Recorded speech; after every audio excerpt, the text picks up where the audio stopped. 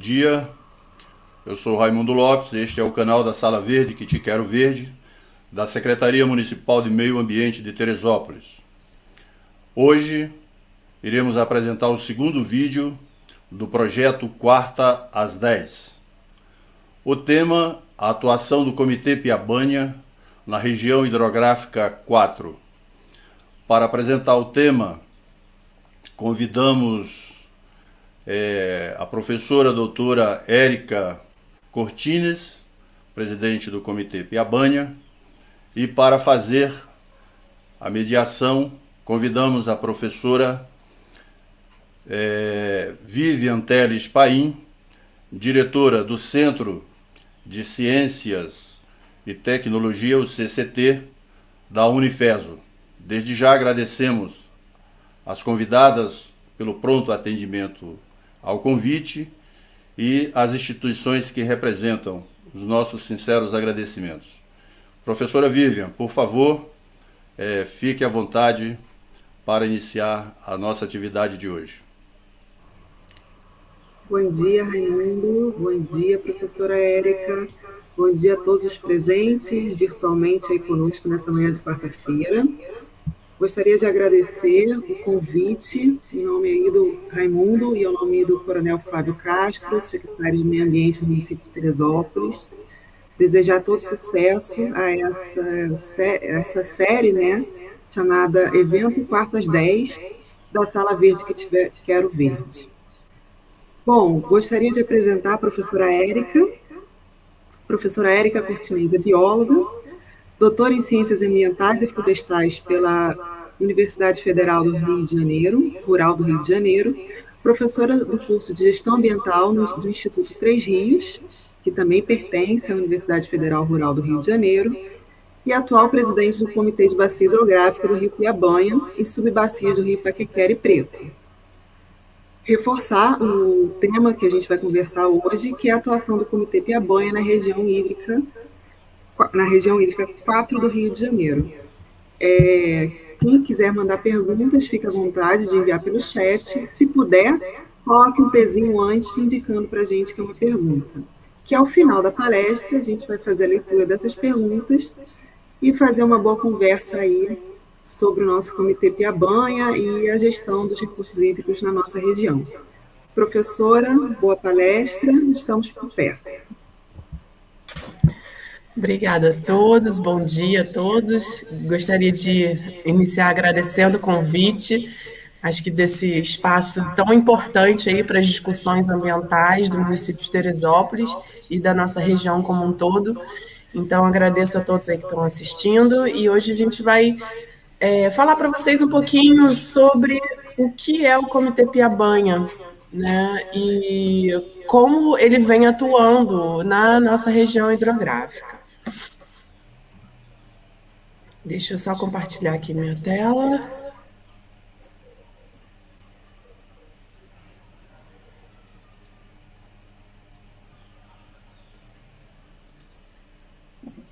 É só pedir, Raimundo, se você puder colocar a apresentação na tela. Pronto. Me digam se vocês já estão vendo. Estamos vendo. Então, vamos lá. Bom, então essa apresentação ela vai falar um pouco sobre as ações do Comitê Piabanha na região hidrográfica 4, né? E o Comitê Piabanha, na verdade, ele né, o nome resumido dele é Comitê Piabanha, mas o comitê ele faz parte da bacia hidrográfica do Rio Piabanha e das subbacias dos rios Paquequera e Preto, né? Então a gente tem algumas bacias, como a do Rio Preto, que drenam, do Rio Paquequera, lá em Carmo, Sumidouro, que drenam diretamente para o Rio Paraíba do Sul. Mas a gente vai ver um pouquinho disso depois nas imagens. Mas antes, né, de começar falando dos comitês, eu acho que é sempre importante, né, a gente lembrar dos comitês, dos espaços de discussão, né, como espaços onde a gente deve pensar também nos Objetivos de Desenvolvimento Sustentável.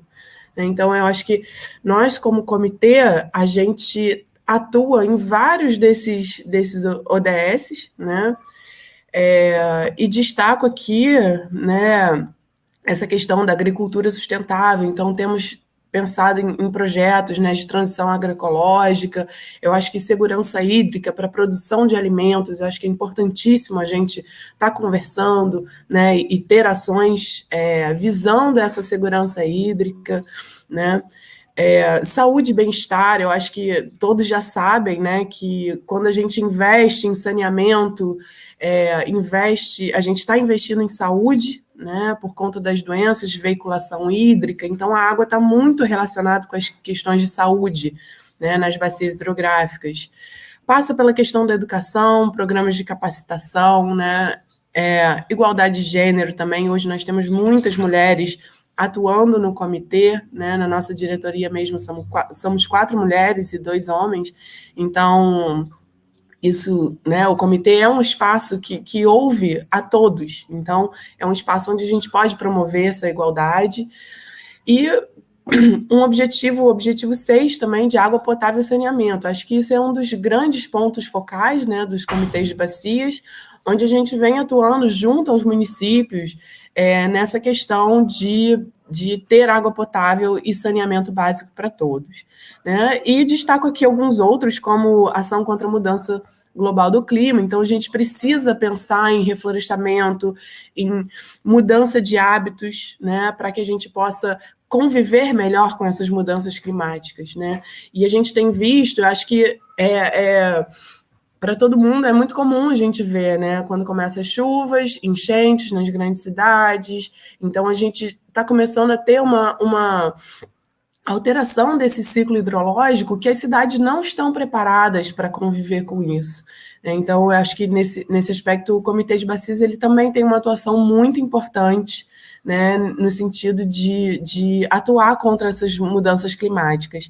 E vida na água e vida terrestre, acho que, né, são incontestáveis também, né, a importância que a gente tem de uma água de qualidade, dos serviços ambientais prestados pelas florestas, né, para a manutenção da vida na água e no ambiente terrestre. Então, acho que a gente precisa, enquanto comitê, também abraçar esses ODS, né, levar essas discussões para as diversas instâncias que participam do comitê. Então, antes, né, da gente entrar, eu gostaria queria ter dado esse apanhado geral sobre os ODS. E antes da gente falar do comitê em si, né, eu queria trazer um pouco para vocês da questão legal, né? Então, de onde surgiram os comitês, quais são as principais legislações que regulamentam, né, a gestão dos recursos hídricos hoje? A gente tem o primeiro Código das Águas lá de 1934, né, que já dizia que a água era um bem público, né, um bem comum. E esse fundamento ele ainda, né, prevalece tanto na Lei Federal 9433, que é que a gente conhece, né, como Lei das Águas, que foi a lei que instituiu a Política Nacional de Recursos Hídricos, né, e no âmbito estadual a gente tem a Lei 3239, de 99, que institui a Política Estadual de Recursos Hídricos. Então, eu quero destacar alguns pontos aqui, né, dessas duas leis, com relação aos fundamentos, né, os principais fundamentos dessa legislação, o que vai ajudar a gente a direcionar as nossas ações, né? Então, o primeiro fundamento é de que a água é um bem público, né, um bem de uso público. Então, todos têm o direito de acesso à água em qualidade e quantidade, né? Um segundo fundamento é de que a água ela tem que ela é um recurso natural limitado, né? A gente não tem mais essa noção de que a água é infinita. A gente sabe que ela tem as suas limitações, né, de capacidade de abastecimento, de recarga desses aquíferos, né? Então, a água passa a ser um recurso limitado e com valor econômico, dotado de valor econômico. E acho que essa questão da valorização e da valoração da água, ela é muito importante para a gente entender, porque muitas vezes, infelizmente, o lugar que mais dói é o bolso, né? Então, se a gente sabe que a gente vai ter que pagar pela água, ou se a gente vai ter que pagar por poluir aquela água, a gente vai fazer um uso mais racional, a gente vai tentar, né, reduzir esses custos, apesar de que hoje o valor cobrado ainda é muito pequeno, né? Mas isso é uma outra discussão. Um outro fundamento dessas políticas é que, em casos de escassez, quando você tem uma escassez desse recurso, a prioridade é para abastecimento humano e dessedentação animal. Então, a lei diz que se a gente entrar, por exemplo, numa crise hídrica, as empresas, as indústrias que usam essa água para abastecimento e produção, né, das suas atividades, elas vão ter que reduzir a sua vazão, né, captada. Então, a prioridade vai ser para o consumo humano e dessedentação animal. Um outro fundamento é de que a gestão deve proporcionar uso múltiplo, né? Então, o que é uso múltiplo? É a gente ter água para lazer, a gente ter água para produção industrial, para irrigação, para navegação fluvial, para uso doméstico. Então, assim, o uso múltiplo é ter água para todos, né? De forma igualitária, sem conflitos. Uma outra questão que é muito importante e que ajuda, né, até hoje a gente a definir melhor as ações essas legislações adotam a bacia hidrográfica, os limites da bacia hidrográfica, como unidades de planejamento e gestão dos recursos hídricos. Então, isso foi fundamental, porque geralmente as bacias hidrográficas elas têm uma característica semelhante, elas têm estruturas, né, que quando você exercer uma ação ali, ela vai funcionar bem para aquela bacia, mas talvez não funcione para uma bacia que está ali ao lado. Então, você adotar a bacia hidrográfica como unidade de planejamento pode ajudar a gente a fazer uma melhor gestão, né, desses recursos hídricos. E um outro fundamento que foi muito importante para o estabelecimento dos comitês é a questão da gestão descentralizada, né? Então, essas leis elas propõem que essa gestão seja feita por vários, né, órgãos, várias instituições, que sejam ações discutidas em colegiado, e aí entra o papel dos comitês de bacia especificamente, né? Os comitês eles vão fazer esse papel, né, de ser um colegiado onde a sociedade pode discutir sobre os recursos hídricos. Mas a gente vai detalhar um pouquinho mais à frente. Antes disso, né, da gente entrar nos comitês, eu queria mostrar para vocês como funciona hoje o sistema de gestão de recursos hídricos, né? Então, aqui a gente tem as esferas federais, estaduais e regionais, onde a gente tem os formuladores de política, né, os gestores da água, e os colegiados deliberativos e fóruns articuladores. Então, temos aqui, né, como formuladores de política, os municípios, né, a Secretaria do Estado, Ambiente e Sustentabilidade, né, agora incluíram mais um Szinho aqui, e a União, o Ministério do Meio Ambiente, né, então, esses serão quem vai regulamentar, né, as propostas, quem vai ajudar a trabalhar essas questões de formulação das políticas, né? E quem vai atuar diretamente na gestão, né, como órgão gestor nas bacias, são as agências nacionais de água, né, para o caso da Agência Nacional, e INEA, né, aqui para o caso do Estado do Rio de Janeiro, que é o Instituto Estadual do Ambiente. E aqui a gente tem os conselhos e comitês, né, como sendo os órgãos que decidem o que fazer, né, com os recursos. Então, em esfera federal, a gente tem o Conselho Nacional de Recursos Hídricos, estadual a gente tem o CERRI, que é o Conselho Estadual de Recursos Hídricos, e os comitês de bacias. Então, os comitês fazem parte, né, do CERRI, e a gente aprova, cria as nossas resoluções, e elas depois devem ser homologadas pelo Conselho Estadual de Recursos Hídricos. Então, né, na verdade, eles vão, né, são eles que vão homologar muitas das nossas resoluções. E os fóruns, né, de comitês de bacias, que são as instâncias onde se reúnem os vários comitês para se fazer troca de experiências, capacitações e outras medidas que sejam interessantes, de interesse comum, né, dos comitês. E aqui as agências de água, entidades executivas delegatárias, né? No nosso caso aqui, a gente não tem, né, uma agência própria de água. Então, esse papel de agência, ele é delegado a uma empresa, é uma empresa que é sem fins lucrativos, né? Então, a AGEVAP, que no nosso caso é a AGEVAP. Então, a AGEVAP, ela vai administrar, né, os contratos de gestão desse sistema de recursos hídricos. E aqui a gente tem que destacar, né, um papel importante aqui dos municípios, né, junto com os comitês e o Estado, né, na melhoria das condições hídricas e ambientais dessas regiões hidrográficas. Bom, ainda na Lei Federal 9433, né, se estabeleceu instrumentos de gestão de recursos hídricos. Então, esses instrumentos hoje são elementos que auxiliam diretamente nas ações, na gestão, em como a gente vai gerir a bacia hidrográfica.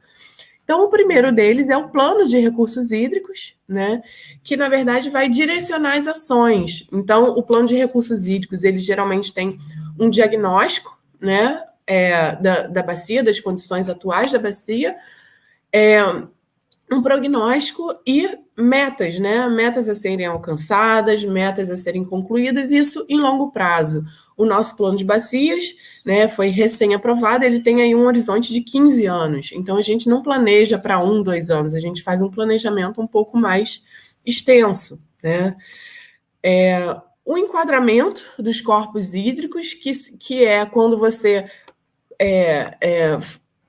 enquadra, né, você classifica os trechos de um determinado rio em classes de qualidade. Então, as resoluções do CONAMA indicam para a gente quais são as qualidades que se enquadram em cada classe. Então, a gente tem classe 1, 2, 3 e 4 e classe especial, né, que a classe especial seriam as classes de melhor qualidade.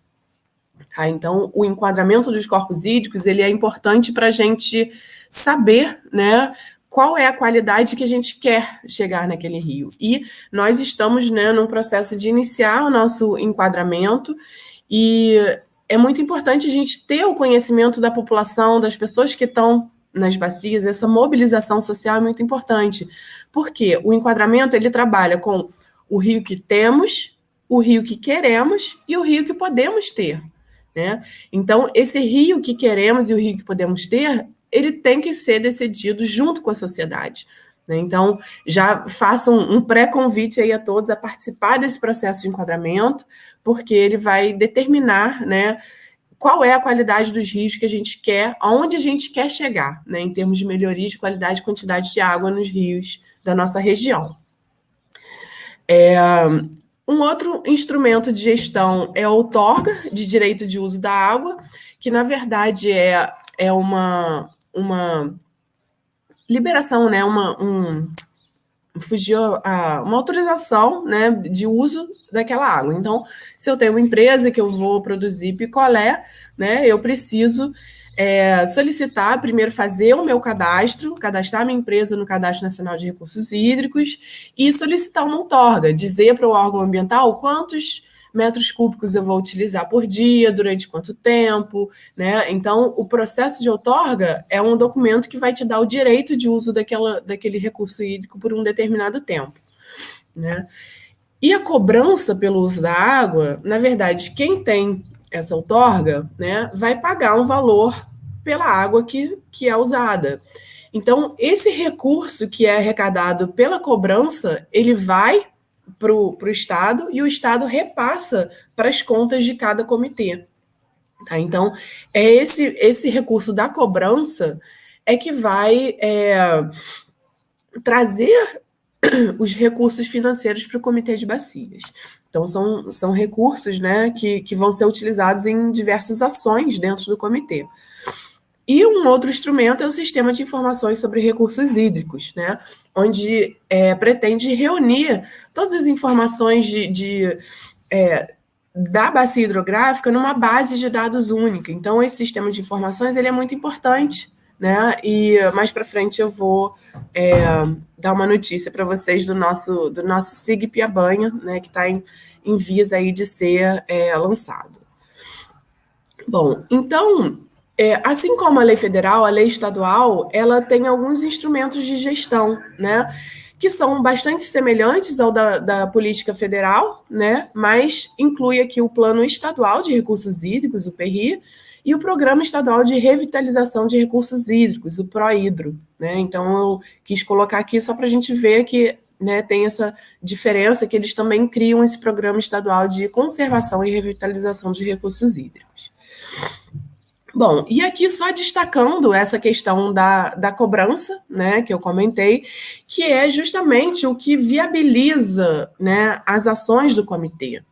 Então, essa cobrança, né, o INEA faz a cobrança, os usuários de recursos hídricos pagam, né, por esse recurso vai para a agência delegatária que vai administrar esse recurso e vai investir em ações na bacia.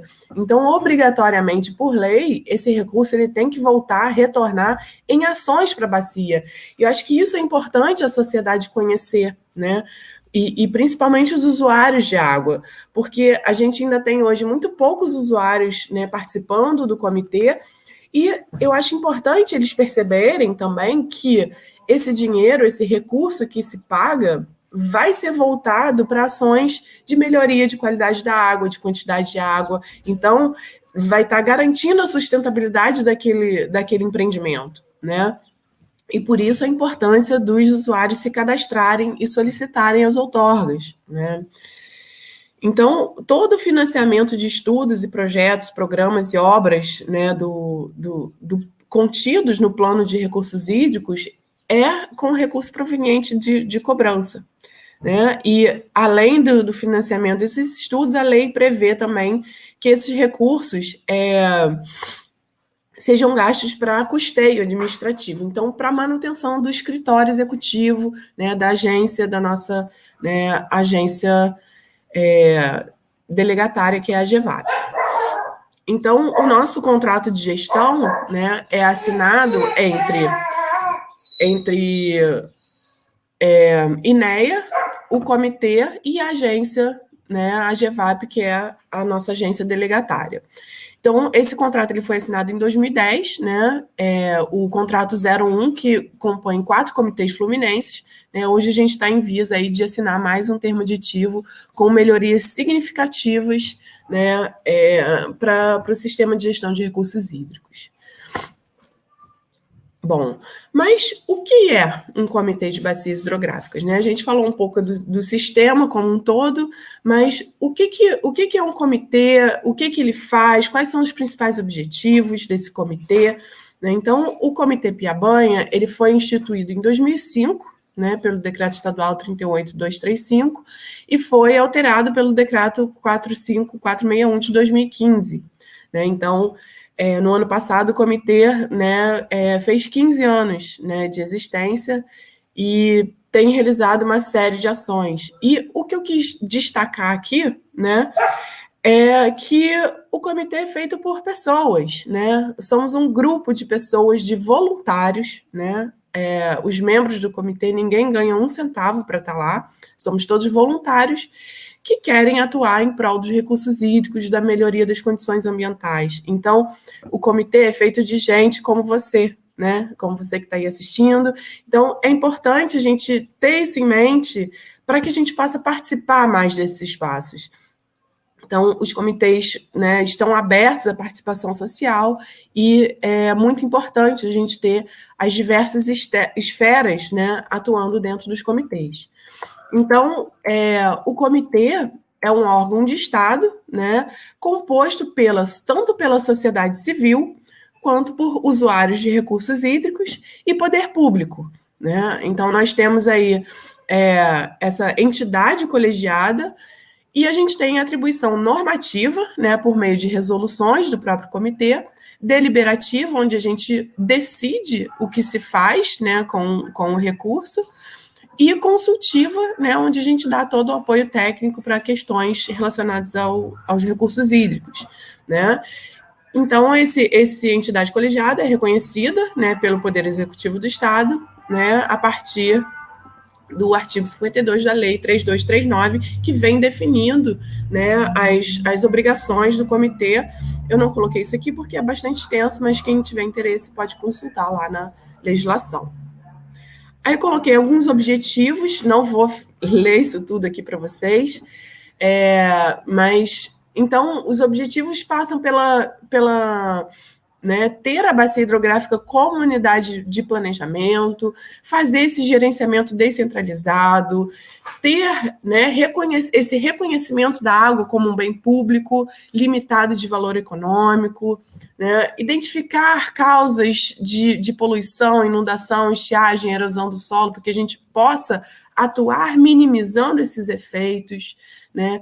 Compatibilizar o gerenciamento de recursos hídricos e desenvolvimento regional com a proteção do meio ambiente, promover a maximização dos benefícios econômicos e sociais, né, resultantes desse uso múltiplo da água, estimular e promover a proteção das águas, proteger, recuperar e ampliar as nossas florestas, promover a integração e gestão de recursos hídricos com a gestão ambiental e atuar na gestão de recursos hídricos, né, na nossa RH4 de forma integrada com o Comitê do Rio Paraíba do Sul. Afinal, nós somos, né, um afluente do Rio Paraíba do Sul. Então, toda ação que a gente faz no Piabanha, ela vai ser refletida também no Rio Paraíba do Sul, né, por receber as águas, né, das nossas bacias hidrográficas.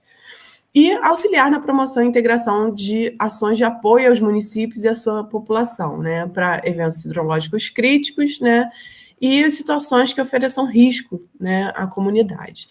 Então, esses são os principais objetivos do comitê. E qual é a composição? Como é feita a composição do Comitê Piabanha, né? Hoje, o comitê ele é composto por um plenário, né, onde existem 36 membros, sendo 12 do poder público. Aqui são 2 cadeiras uma cadeira para cada prefeitura, né, de cada município que está contido na nossa RH4, e mais um poder público estadual e um federal. 12 usuários de recursos hídricos e 12 da sociedade civil organizada. Então, é importante destacar isso, porque, né, para você fazer parte do comitê como sociedade civil, você tem que ser indicado por alguma instituição, seja associação de moradores, seja ONGs, então, universidades, instituições, né, de ensino.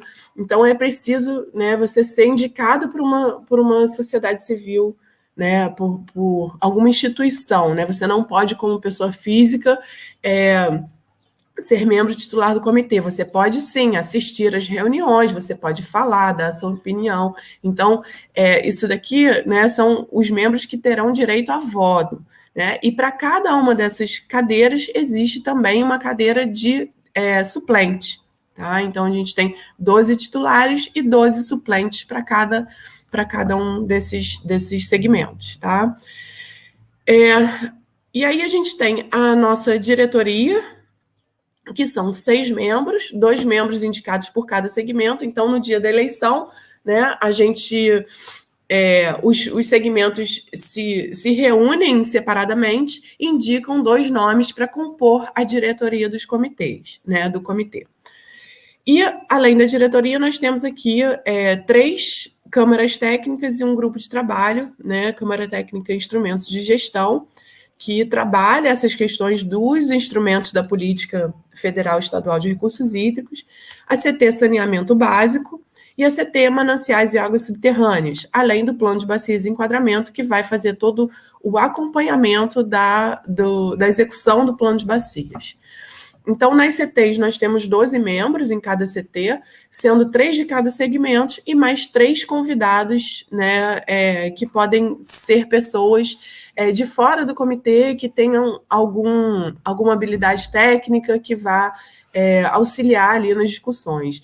E assim como a plenária, as câmaras técnicas são abertas para participação de convidados, né, como ouvintes, né, todas as instâncias são abertas e públicas. Então, faço aqui o convite, né, para vocês, quem quiser participar, conhecer um pouco agora com as nossas reuniões de forma remota, né, fica até mais fácil para a gente participar dessas reuniões. Bom, e aqui só a composição da diretoria. Então, hoje eu estou na presidência, né, do Comitê Piabanha.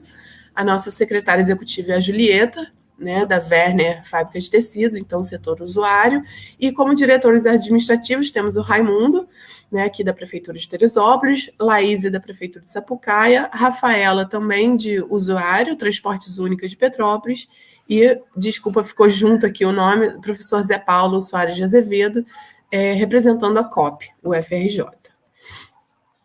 E não podemos, né, deixar de destacar aqui a nossa unidade descentralizada 2, né, a nossa secretaria executiva.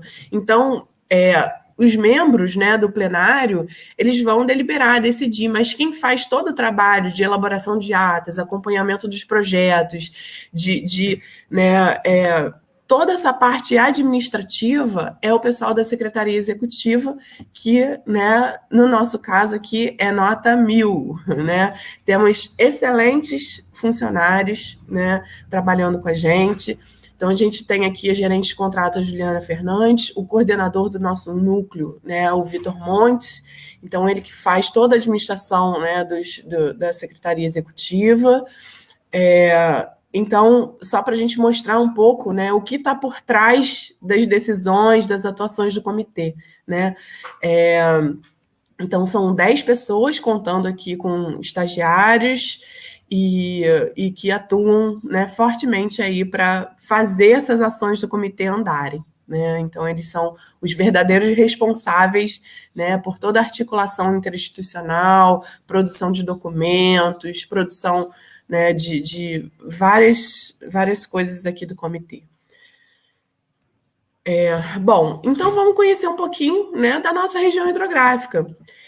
As regiões hidrográficas foram estabelecidas no Estado, né, para facilitar essa gestão dos recursos hídricos, e nós, então, somos denominados Região Hidrográfica do Piabanha, ou RH4. Essas regiões hidrográficas, né, elas foram estabelecidas pela resolução do CERRI de 2013, e aqui eu mostro esse mapinha menor, ele evidencia a bacia do Paraíba do Sul todo, né? E aqui, destacado em azul, o posicionamento de onde está a nossa região hidrográfica 4. Então, a nossa região hidrográfica ela é composta por 10 municípios, sendo Petrópolis, Teresópolis, Sumidouro, Carmo, Sapucaia, São José do Vale do Rio Preto, Areal, Três Rios, Paraíba do Sul e Pati de Alferes. E como vocês podem ver, alguns inseridos parcialmente, né, na região hidrográfica, como Três Rios, Paraíba e Pati, e Carmo e Petrópolis, que ficam um pedacinho aqui para o lado do outro comitê. E os outros inseridos totalmente. E a nossa região hidrográfica ela representa 5,64% da área do Paraíba do Sul como um todo, né? E a gente tem uma importância grande porque nós somos o primeiro afluente aqui da margem direita depois da transposição, né, do Rio Paraíba do Sul para a bacia do Rio Guandu. Então, eu acho que a região hidrográfica 4 ela tem um papel importante nessa retomada da vazão, né, do Rio Paraíba do Sul, antes dele desaguar lá no norte do estado, na Foz. E a área aproximada é de 3.460 km². Eu achei interessante, né, trazer um pouco dos mapas. Esses mapas já são mapas retirados do nosso plano de bacias, que foi aprovado agora em março desse ano.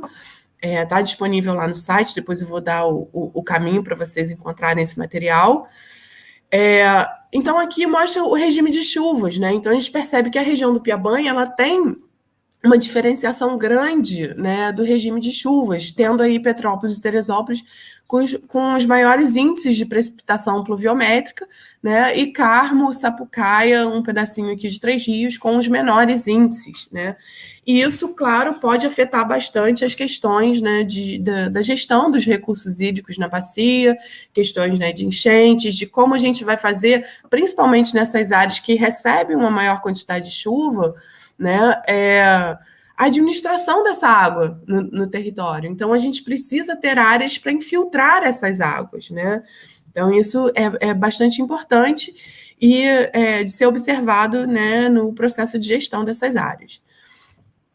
Aqui o mapa de uso do solo. Então, a gente vê que a região hidrográfica 4, ela ainda tem uma vegetação arbórea considerável, né? Principalmente aqui nos municípios de Petrópolis, Teresópolis, né? Que pegam aqui o Parnaso, o Parque Estadual dos Três Picos, né? A Rebio Araras, aqui em Petrópolis, o Parque Natural, né? Municipal Montanhas de Teresópolis. Então, a gente tem né, algumas unidades de conservação que têm ajudado a preservar esses fragmentos que são extremamente importantes, né, para a recarga dos aquíferos, né, eu vou mostrar nos próximos slides, né, dos aquíferos subterrâneos principalmente. Aqui o mapa das unidades de conservação. Então, no total, a gente tem 57 unidades de conservação de proteção integral de uso sustentável, né, no nosso território. E aí, destacando aqui o Parque Estadual dos Três Picos, Parnaso, né, algumas outras, aqui o Parque Natural Municipal Montanhas de Teresópolis. E né, a gente vê que a gente tem florestas bastante importantes aqui para preservação, né, dessas cabeceiras, né, das regiões de cabeceira das nossas bacias, né? E eu quis trazer isso porque recentemente a gente teve, né, uma apresentação, inclusive, na verdade foi uma defesa de dissertação de mestrado aqui, onde a Maristela, que inclusive apresentou o trabalho dela no Encontro dos Pesquisadores do ano passado, né, mas ela gerou esse mapa de potencial das águas subterrâneas, né, e de áreas de recarga. Então, a partir do mapeamento dos aquíferos, aqui a gente tem uma peculiaridade de ter aquíferos subterrâneos fraturados. Então, a água ela não está distribuída de forma uniforme, né, nesse aquífero, nesse subsolo. Ela está armazenada em fraturas. Isso acaba fazendo com que o potencial de água subterrânea ele esteja também distribuído de acordo com essas fissuras e com essas áreas de recarga, tá? Aqui tá errado a legenda, tá? Tá a área de descarga também, mas é a área de recarga em verde e descarga em azul. Então, aqui seriam áreas prioritárias para a gente recarregar esses aquíferos subterrâneos da nossa região hidrográfica. E aí, por isso que eu quis, né, mostrar aquele mapa das unidades de conservação, que tem esse papel crucial, né, na recarga desses aquíferos, né, e que vão desaguar lá na região ali de Três Rios, Carmo e Sapucaia. E aí aproveito, acho que mais para frente tem um outro slide, para fazer o convite, dia 28, às 10 horas da manhã, a Maristela vai apresentar o trabalho dela para o comitê, então estão todos convidados para conhecer um pouquinho mais das águas subterrâneas da região hidrográfica. Ela avaliou 175 poços, dados, né, de 175 poços, então um trabalho muito interessante, com muita coisa legal para a gente discutir. Bom, e aqui eu vou entrar agora nas principais ações, né, do comitê na região hidrográfica 4. Então, o comitê, né, como ele foi fundado lá em 2005, não vou ler, vou, né, deixar o texto aqui para vocês, mas vou falar rapidamente de cada um. Tá? Uma das primeiras ações do comitê foi a instalação de biossistemas integrados, né, no município de Petrópolis. Então, foi uma parceria entre Comitê, Águas do Imperador, Prefeitura e, na época, Serla, né, hoje é o INEA, e o OEA. Então, esse foi uma das primeiras ações lá em 2006. Né? O comitê ele promove diversas oficinas, seminários. Então, porque é importante que todos os membros e a sociedade como um todo participem das decisões. Então, essas oficinas de planejamento participativo, elas são importantíssimas para a gente decidir onde a gente vai alocar, né? O comitê ele tem um plano de aplicação plurianual de recursos. Então, essas oficinas de planejamento vão ajudar a gente a definir no nosso PAP o quanto de recurso vai para o programa de esgotamento sanitário, o quanto que vai para o de infraestruturas verdes, de recomposição, né, de áreas de mananciais, o quanto que vai para o de educomunicação, né, e assim por diante. Então, essas oficinas, elas são fundamentais, né, para a gente decidir isso de forma coletiva. Aqui o seminário sobre eventos críticos, né, que ocorreu em 2012, logo depois da tragédia, né, ocorrida aqui na região serrana, onde a gente fez, né, aí no município de Teresópolis, né, junto com Defesa Civil, representantes da COP, né, e outras instituições, para discutir, né, futuras ações sobre essa questão dos desastres, né. Monitoramento do Rio Piabanha, isso é uma das ações que a gente desenvolveu lá em 2012, depois em 2019 tivemos um monitoramento também da calha do Piabanha, e em 2020 a gente iniciou o monitoramento dos afluentes, que eu vou falar um pouquinho mais adiante, né. Então, aqui o pessoal em campo, lá fazendo algumas análises, né, de vazão e medição do rio Piabanha. Aqui nosso primeiro seminário de saneamento, então ainda, né, na forma que está todo mundo morrendo de saudade, né, a forma presencial, onde a gente podia se ver, trocar ideias, e então foi em 2013, né, o primeiro seminário de saneamento.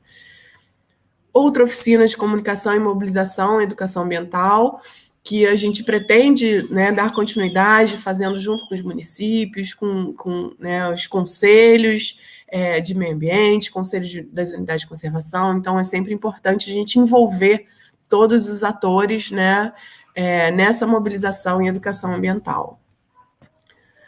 Aqui foi um apoio na articulação e elaboração dos planos municipais de saneamento básico. Então, o Comitê Piabanha ajudou na elaboração, se não me engano, foram de 6 municípios da nossa região hidrográfica 4, né, onde em 2013 foi dado todo esse apoio para os planos de saneamento. E todos esses materiais, gente, os que tiverem com link, eles estão acessíveis lá no site do Comitê Piabanha, tem muita informação interessante. Então, quem estiver, né, atuando aí na bacia, tem muito dado legal para ser né, visualizado lá na página do comitê. O segundo seminário de saneamento já foi ali em São José do Vale do Rio Preto, então a gente sempre tenta fazer, né, de forma itinerante, para que cada município, os municípios sejam contemplados e as pessoas possam conhecer também os outros municípios, né.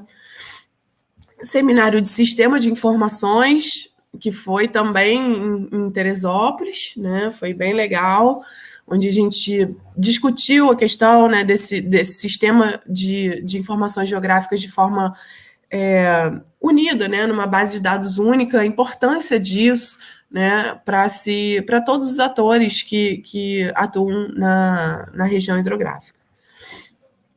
O primeiro encontro de pesquisas do Comitê Piabanha, em 2016, né, na sede do CPRM,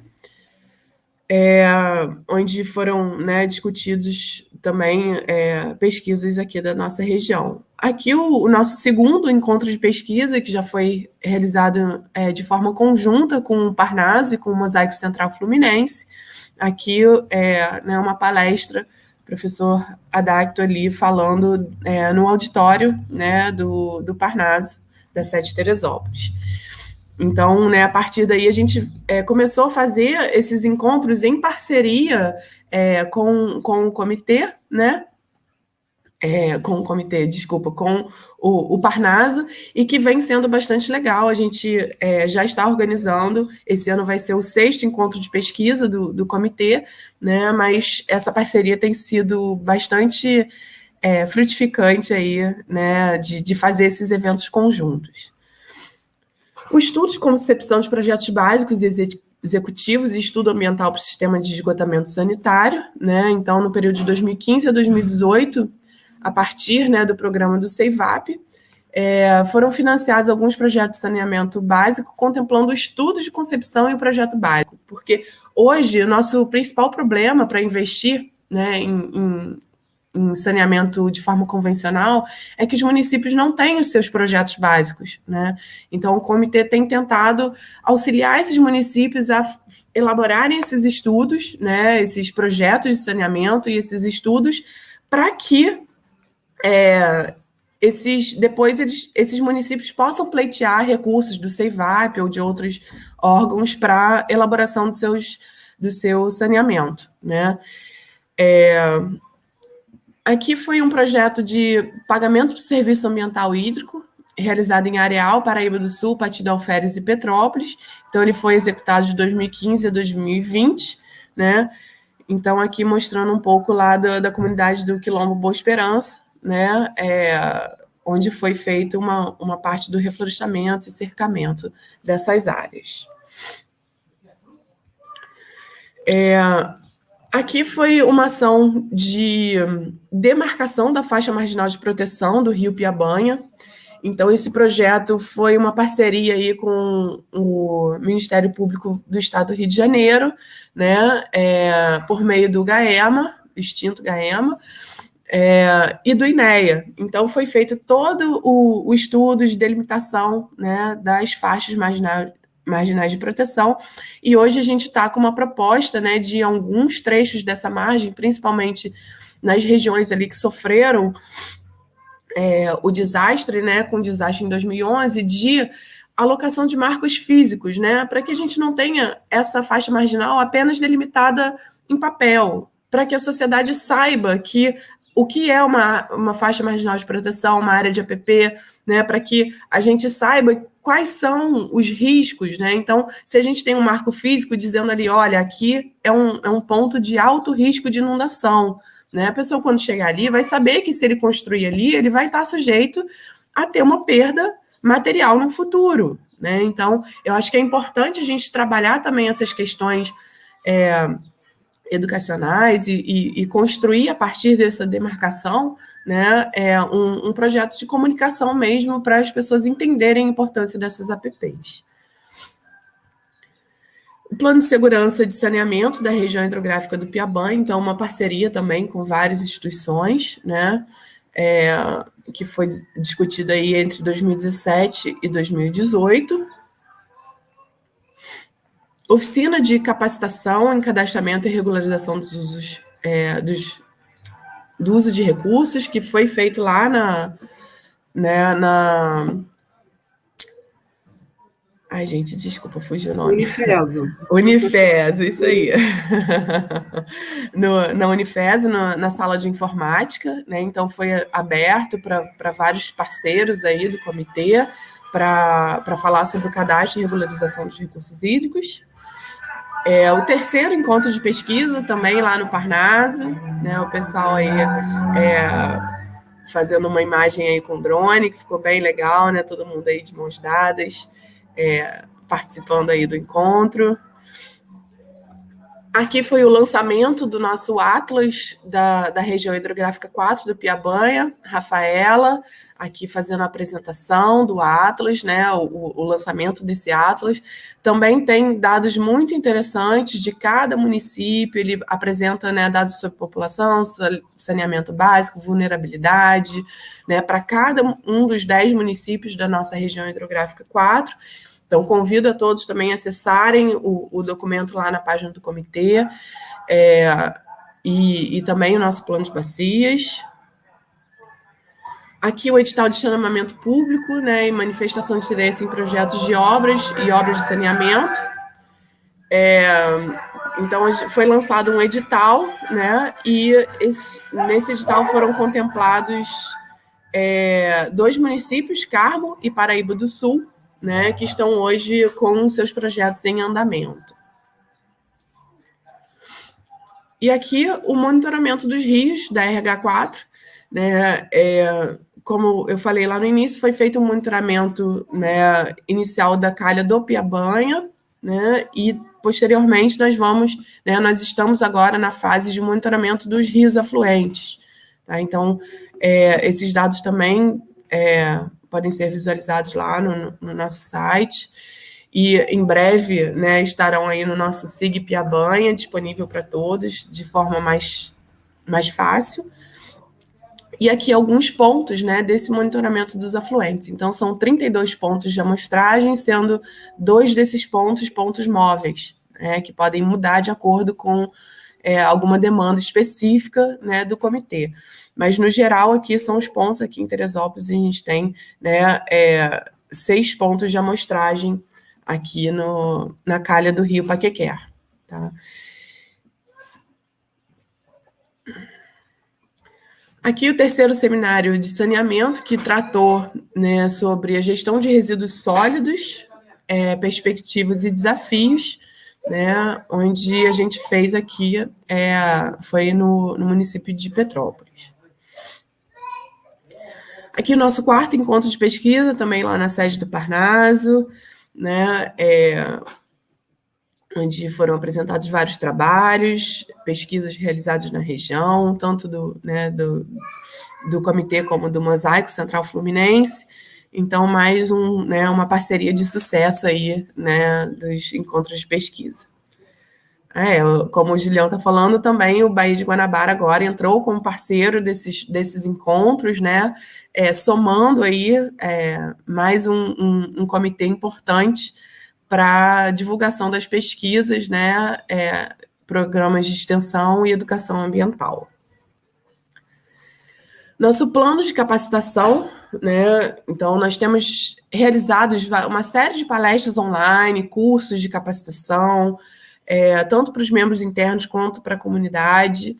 Então, no nosso plano de capacitação, nós temos, né, a questão da mobilização pelas redes sociais, então, lançamento, né, de 2 e-mails de marketing dedicados ao plano de capacitação por mês e outras ações, né, nosso plano de comunicação, onde são feitos informes mensais, boletins, né, se vocês quiserem ter acesso a esses informes, pode mandar um e-mail lá para o comitê, pedir para ser incluído na lista, né, de envio desses informes, mas eles também estão disponíveis no site.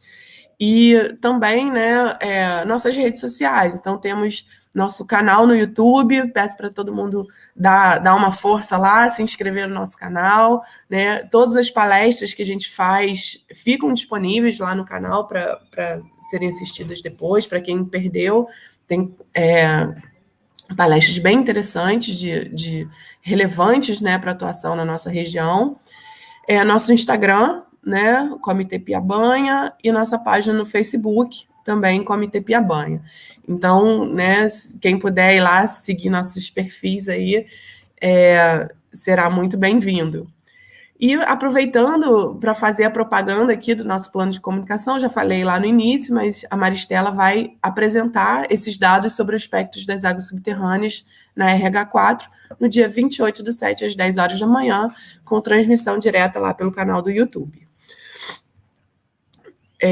E nosso Siga Web Piabanha, né, que estamos todos muito ansiosos para inaugurar o nosso Siga Web. Ele está hoje em fase de teste interno, né, estamos fazendo uns testes internos para detectar possíveis erros, mas ele vai funcionar como é o Siga Seivap, mas especificamente para a nossa região. Então, o usuário vai poder acessar o Siga, entrar aqui no Siga, no portal do Siga, e vai ter o Siga Web. Então, aqui você vai poder encontrar informações de SIG e gerar mapas de forma muito simples e intuitiva, né? Com delimitações, com unidades de conservação, uso do solo, os principais rios, qualidade desses rios, né? Vai estar tudo disponibilizado no Siga Web. E ele vai permitir também gerar você pode salvar num layout de mapa. Você vai poder baixar os shapefiles, né, que você está visualizando. Então, assim, vai ser uma ferramenta extremamente importante, né, para a gente utilizar nos nossos trabalhos aqui da região. Então, o lançamento do Siga Web vai ser feito no dia 17 de agosto, na nossa reunião plenária. Então, convido a todos que estão assistindo aí para participarem dessa reunião e conhecerem o Siga Web, que eu tenho certeza que vai ser de muito bom uso para todos, né, para toda a sociedade.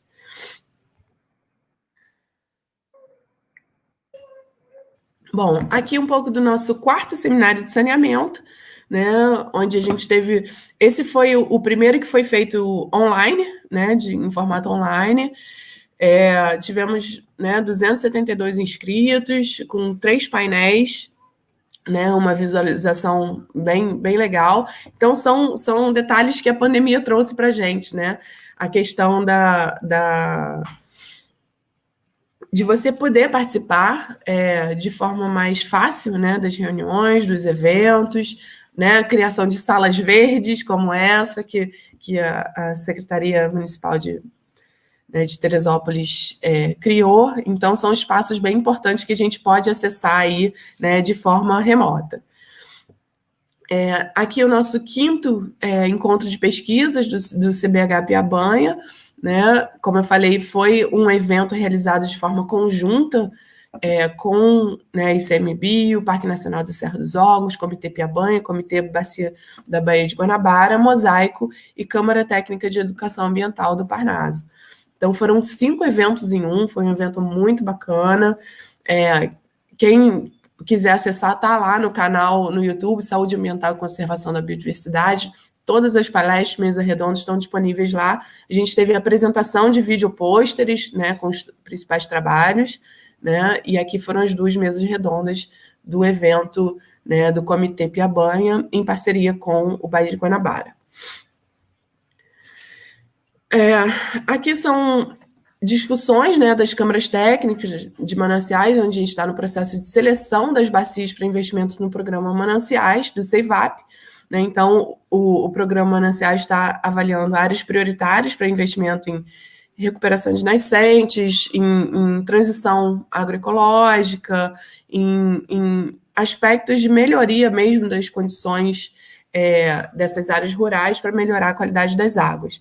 Então, nós estamos, né, no processo, já definimos aqui a priorização das bacias.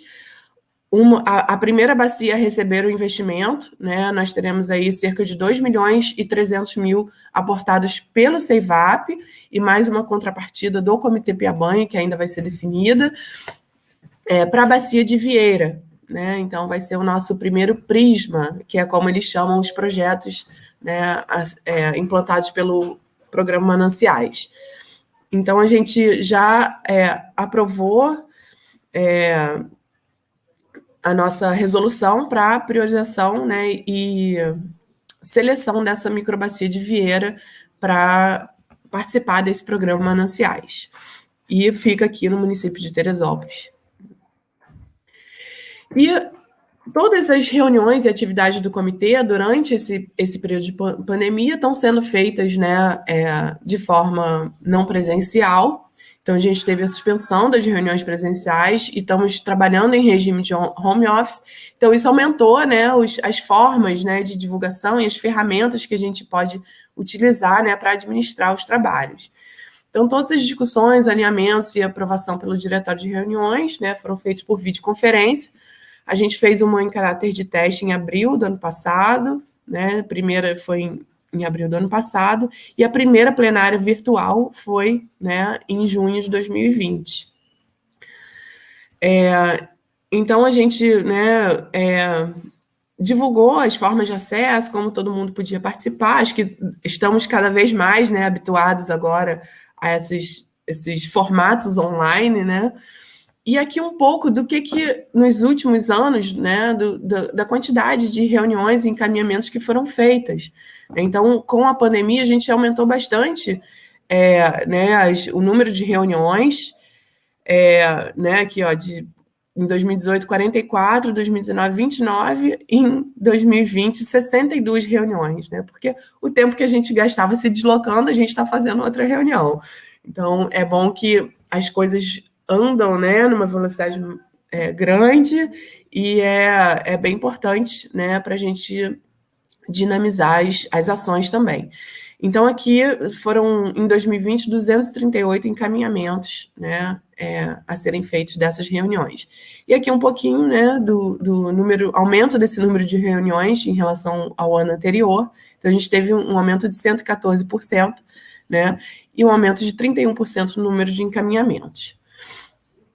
E aí, quem quiser participar, né, desse calendário de reuniões das instâncias do comitê, a gente tem lá no nosso site principal as agendas, né, tanto aqui nesse calendáriozinho, você pode clicar em cima dos quadradinhos azuis, são os dias de reuniões, ou clicar aqui no calendário da agenda Google, ele já vai abrir na agenda Google e você pode sincronizar com a sua agenda e já deixar ali avisado todas as nossas reuniões, né? E todos esses trabalhos, né, culminaram na aprovação do nosso plano de bacias hidrográficas, né? Então, ele foi aprovado em março de 2021, e com muito orgulho, né? A gente vai, em breve, fazer uma reunião, a gente está só esperando o relatório síntese ficar pronto, e a gente quer fazer uma reunião convidando prefeituras, convidando as unidades de conservação, convidando a sociedade civil, convidando todo mundo para a gente conhecer esse plano de bacias, para a gente, né, ser signatários desse plano de bacia, para a gente realmente ajudar a divulgar e ajudar a internalizar essas ações que estão propostas nesse plano de bacias, né, e ajudar a construí-lo e executar, né, porque é importante a gente ter um plano, mas mais importante a gente ter as parcerias para executar, né, o nosso plano e para a gente trazer essas melhorias fundamentais para os recursos hídricos da nossa região. Então, a gente, né, já aprovou internamente no comitê, ele vai seguir agora para o Conselho Estadual de Recursos Hídricos para aprovação pelo CERRI, e a gente tem ele disponível na página, quando você clica lá na página do comitê, né, aqui embaixo a gente tem acesso aqui ao plano de bacias. Então, basta você clicar aqui nesse botão, ele já vai abrir para o download, né, da resolução que contém em anexo o nosso plano. E aqui também, né, 2 botõezinhos acima aqui, a gente tem o Atlas também, aquele Atlas que eu mostrei, de forma acessível para todos. Então, convido a todo mundo a conhecer o nosso plano, ele ficou muito bom, né? Não é um plano só para constar, ele realmente tem informações bem relevantes e estão todos convidados a conhecerem. E assim como o nosso plano, a gente tem os eventos, né, do comitê. Na nossa biblioteca digital a gente tem todos os eventos. Então, para os eventos a gente tem as palestras disponíveis, as apresentações, né, de cada um daqueles eventos. Então, é bem legal que vocês podem ter acesso às apresentações lá pelo site do comitê, e além de uma infinidade de outros relatórios, materiais de reuniões, o pessoal da Secretaria Executiva, né, eles realmente se esmeram bastante em deixar todas essas informações disponíveis e de forma organizada, né, para todo mundo acessar. Bom, era isso que eu tinha para falar para vocês, né? Fico aí agora disponível para perguntas, para quem quiser, né, saber outras informações. E a gente... Deixa eu só parar aqui, compartilhar, pronto. Né? E agradeço a todos aí pela participação. Estamos abertos aí a perguntas. Professora Érica, primeiro, agradecer a sua participação. Acho que sua apresentação foi extremamente, eu sei que o pessoal no chat também falou isso, foi extremamente clara, leve e bastante didática, como uma boa professora que eu sei que é. Então, muito obrigada aí pela sua brilhante participação nesse evento. E aí, durante a sua apresentação, a gente recebeu uma do nosso amigo Julião do Parnaso.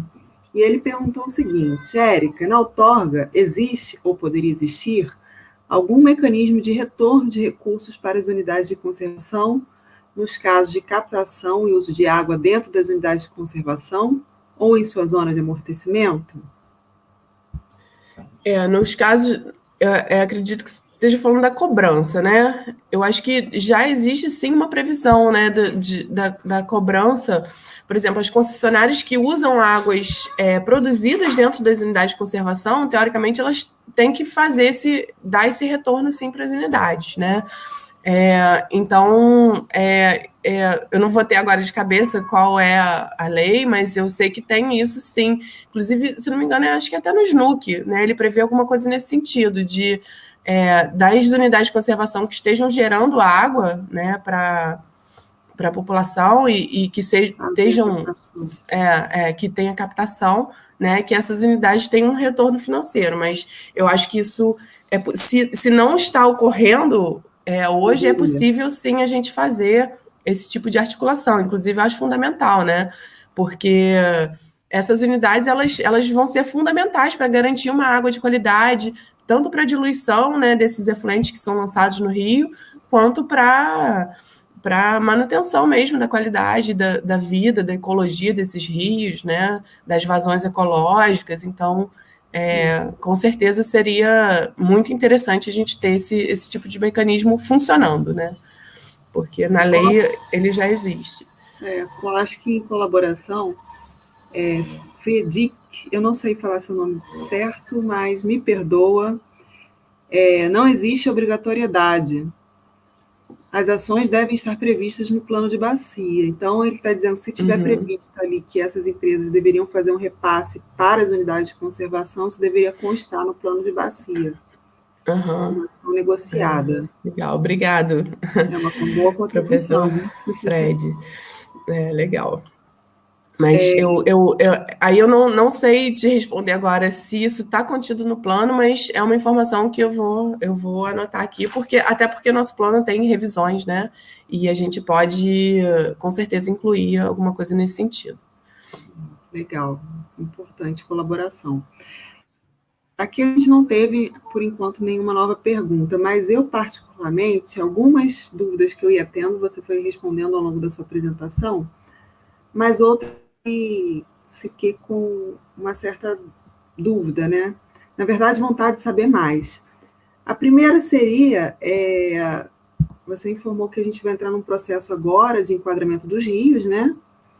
Que esse é um processo que eu nem sabia que é um processo, na verdade, que tem uma participação da comunidade. Isso é super importante, né? A gente vê, sua apresentação mostrou claramente isso, né? Que o comitê é bem transparente na participação da comunidade. E aí eu fiquei com uma certa dúvida, como a comunidade vai ser inserida nesse processo? Vai ter um chamamento? Vai se começar por um município? Fala um pouquinho para a gente sobre essa parte do enquadramento dos rios. Tá.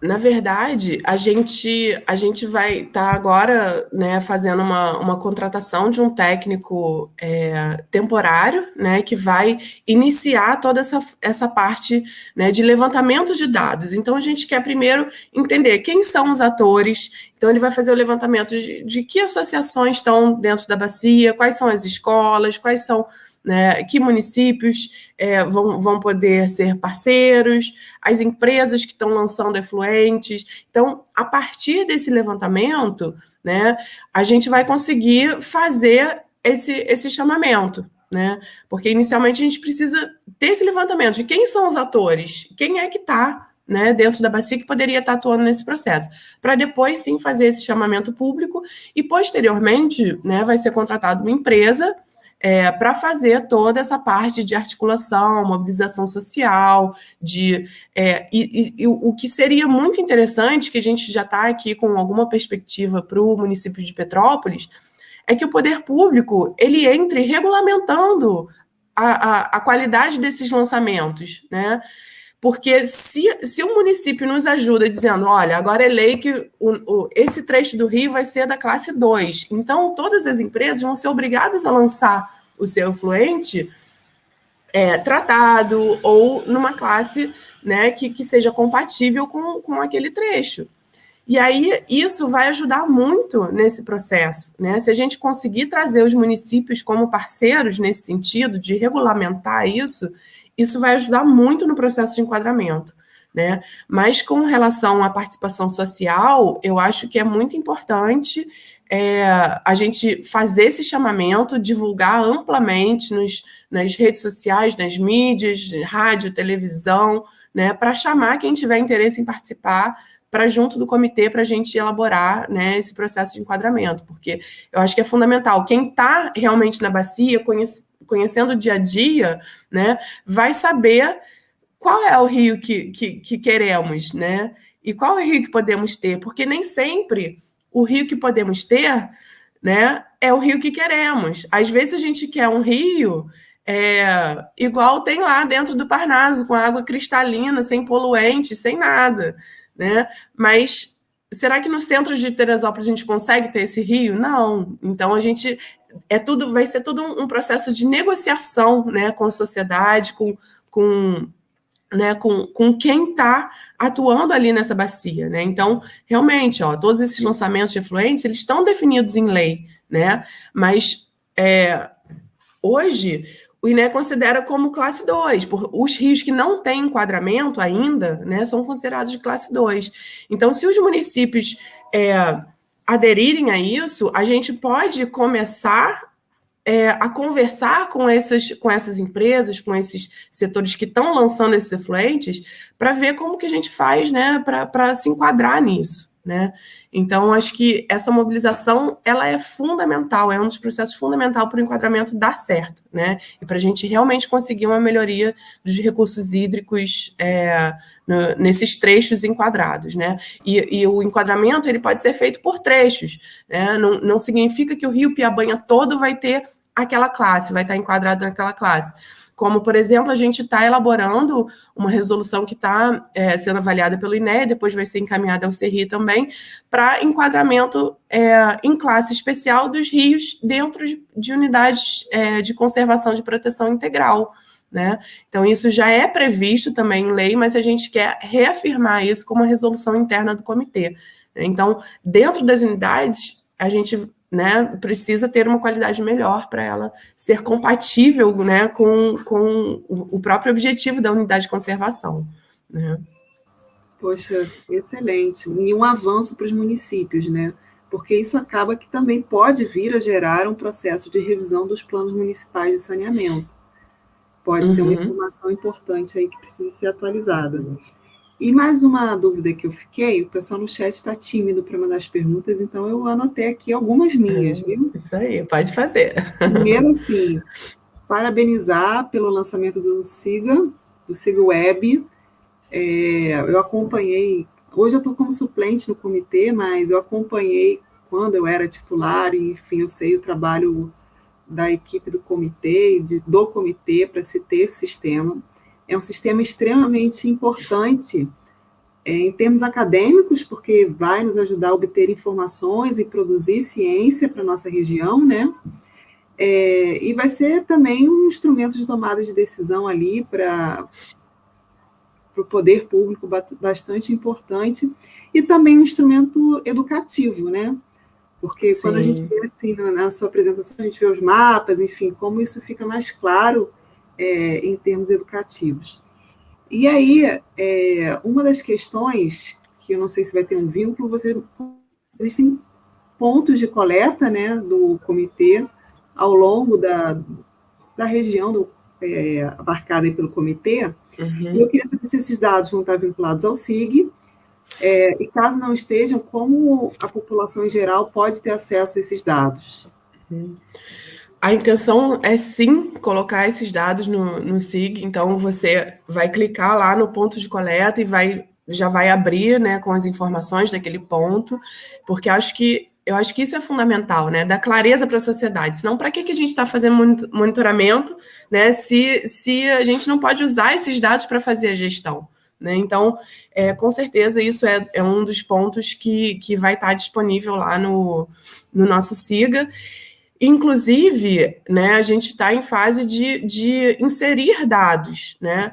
Então, convido aí quem faz pesquisa na região, se tiverem dados que tenham interesse em inserir nesse SIGA para disponibilizar, entre em contato com o Vitor, com o nosso secretário, né, pelo e-mail do comitê, cbhpiabanha@gevap.com.br. E agora, acho que tem BR, não. Peraí, daqui a pouco eu passo direitinho aí. Acho que o Vitor estava assistindo. Ele está na sessão, ele vai colocar aqui. Digita aí no chat, por favor, para eu não falar besteira. Obrigada. Mas, então, quem tiver interesse até inserir dados, é importante a gente ter essas contribuições, né? Inclusive, por exemplo, na palestra da Maristela, eu falei, poxa, Maristela, vamos inserir esses dados de águas subterrâneas, né? A gente tem muito e pouca informação sobre águas subterrâneas. Então, acho que vai ser um local para né, compartilhar essas informações. A gente vai ter aí a empresa atuando por um período ainda, né, ainda tem um período remanescente aí de contrato para ela fazer a manutenção do SIGA, então, tendo esses dados, essas fontes, né, a gente tem como inserir no SIGA também, e vai ser muito legal, né, o SIGA, eu estou bem satisfeita com o que a empresa tá fazendo para a gente, e vai ser um produto realmente importante para toda a sociedade. Eu acho que vai dar mais visibilidade, né, para o comitê, e a gente vai ter acesso fácil, porque muitas vezes a gente vai fazer uma pesquisa, a gente perde muito tempo procurando informações, né, buscando informações, e se a gente tiver isso tudo concentrado num único local, isso vai facilitar bastante, né, a nossa vida. Com certeza, então, e vai incentivar que outros produzam também, né? Com e certeza. Às vezes a gente fica com a sensação que não está contribuindo, que está fazendo um trabalho e ele não está sendo reverberando para nada, está ficando na gaveta, né? E quando você vê o SIGA funcionando, você pode contribuir gerando informação para um local em que vai estar uma informação de forma unificada, eu acho que impulsiona também para que a gente faça novos trabalhos, né? Bom, olha, não tem mais nenhuma pergunta, mas a gente agradece mais uma vez sua participação. Deixo já o convite para você fazer a mesma apresentação para os estudantes do Unifeso. Lá a gente também tem uma sala verde. A gente faz o merchan também, né? Raimundo entrou aí na sessão, de que curtam. Isso aí, se inscrevam no canal. Da sala verde da prefeitura, do Unifeso, enfim. Acho que quanto mais informação compartilhar, toda a região sai ganhando, né? Eu acho que esse é o princípio maior. E agradeço também ao convite e aos presentes na sessão, né? Acho que a gente viu a equipe aí do comitê, do Parque Municipal, Parque Nacional, enfim, acadêmicos. Eu acho que o movimento é esse, e aí a prefeitura foi muito receptiva em fazer esse evento. Raimundo, muito obrigada. Professora Érica, prazer conhecê-la virtualmente. Eu que agradeço a participação aí, foi um prazer participar aqui com vocês, né? A todo mundo que está aí presente, pessoal da UD, né? Luísa, Vitor, o professor Fred, Julião, né? Zé, Beatriz, todo mundo que estava aí assistindo, minha mãe está aqui também, corujando, né? Yasmin, então é sempre bom, e é isso, acho que a gente tem que se fortalecer, né, enquanto instituições, se fortalecer, juntar as forças, né, entre as secretarias municipais, entre os parques, né, e acho que juntos somos muito mais fortes, então acho que o comitê está aí como um espaço para isso, para a gente, né, trocar ideias, trocar informações e fazer a real melhoria, né, das nossas águas, que acho que é fundamental para todo mundo. Muito obrigado, Raimundo, pelo convite e desejo muito sucesso aí ao Quarta às 10, a Sala Verde, que te quero verde. Obrigado. Quero deixar aqui os meus agradecimentos em meu nome pessoal, enquanto coordenação da Sala Verde, que te quero verde, da Secretaria de Meio Ambiente, em nome do secretário Flávio Castro. Meus agradecimentos às professoras Vivian e à professora Érica, pela brilhante palestra e pela excelente mediação. E deixar aqui um convite para a próxima quarta-feira, dia 21. O tema é saúde e meio ambiente. Eu acho que está muito contextualizado para o momento de pandemia em que vivemos. E a apresentadora será a professora também do Unifeso, a professora Edneia Martuccelli. Muito obrigado a todos e até o próximo encontro. Gratidão, sempre. Cuidem-se. Tchau, gente. Um bom dia para todos.